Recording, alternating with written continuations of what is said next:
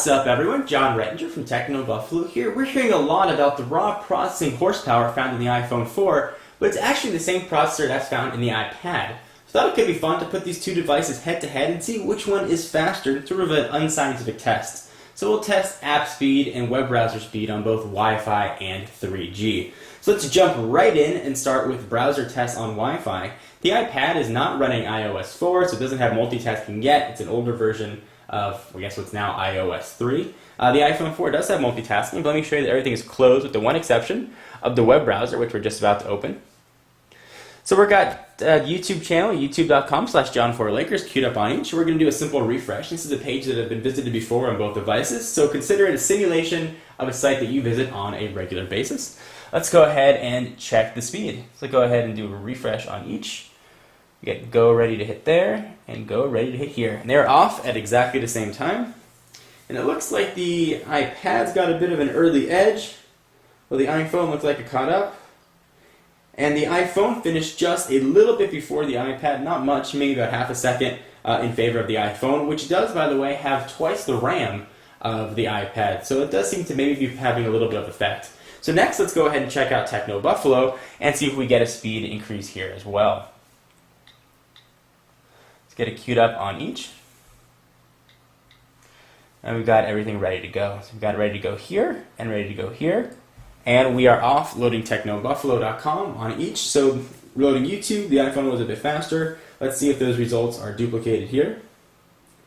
iPad finished a little bit earlier over the iPhone here, actually noticeably sooner, so maybe about 2 seconds earlier for the iPad. So let's see if that holds true over 3G. So I'm going to go ahead and turn Wi-Fi off, and I'm going to do this on camera so you can see that there's no funny business going on with anything here. Open up settings, and we're going to kick Wi-Fi off. So we'll go back to just 3G speeds, and we're going to do the same here on the iPad. I'm going to go ahead and turn cellular data on, and we're going to turn Wi-Fi off.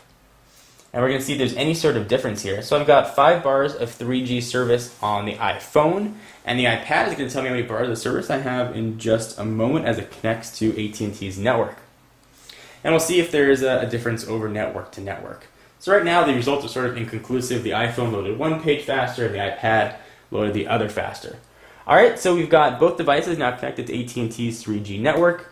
And let's go ahead and see if there's any difference. So we'll load the same web pages once again.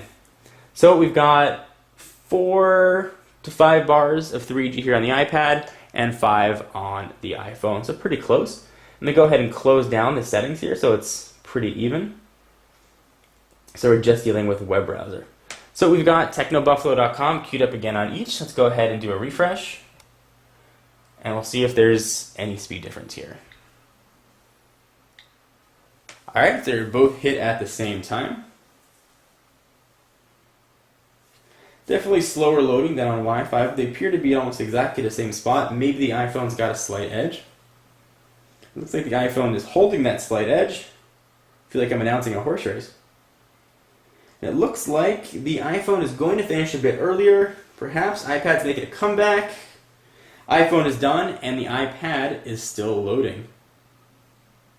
So now we're about 5 seconds past, so about 7 seconds between the two, the iPhone being faster. Let's try one more web page and see if there's a difference. We will go back to the YouTube channel and see if that affects anything at all.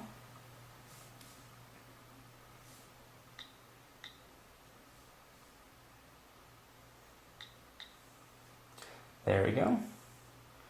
YouTube. And we'll just load up regular youtube.com here and see if there's any sort of difference.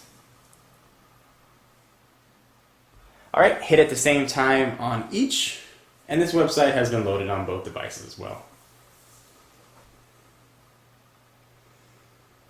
Here it looks like the iPhone finished again earlier than the iPad. So in a web test, out of the 4 tests we ran, the iPhone finished faster. And that is pretty representative of what I've seen. The iPhone is just very fast for web browsing. In this case, a little bit faster than the iPad. So let's see if that holds true for program applications. So let me go ahead and shut down this, and we'll try and open up the same programs on each and see if there's any sort of difference. So let's start with the same Twitter application. We'll start with Twitterrific and see if that is any sort of speed indicator. Hit that was not scientific. I hit it the wrong time. Try that one more time. There we go. It looks like it loaded up first on the iPhone again, and a little bit later on the iPad. Let's go ahead and try opening up the App Store and see if there's any difference there as well.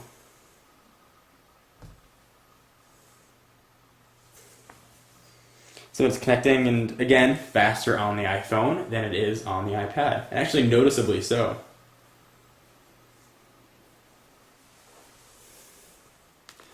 Alright, next let's go ahead and try and open up settings and see if there's any difference here as well. It's just sort of a simple application that lets you control what you've got going on your phone. About the same there for settings. And we will try one more. We'll try opening up, let's say, iTunes, which does look different on both devices.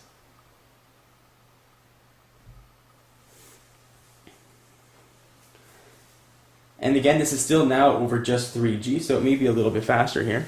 So it looks like it connected first to on the iPad. So overall, in majority of the tests, looks like the iPhone was a bit faster than the iPad, which is very interesting. I don't know if this is going to impact any of your purchase choices, but I thought it was sort of a fun, informal test to run. Anyway, I am John Rettinger from Techno Buffalo, and I'll see you in the next video. Bye-bye.